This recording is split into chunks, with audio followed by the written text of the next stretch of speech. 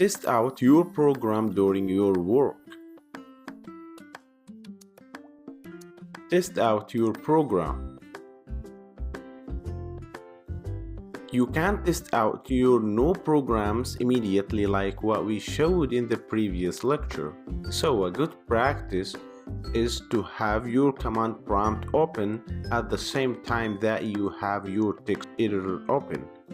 When you save your changes in your text editor, you can immediately run the program from the command line, allowing you to quickly test the changes.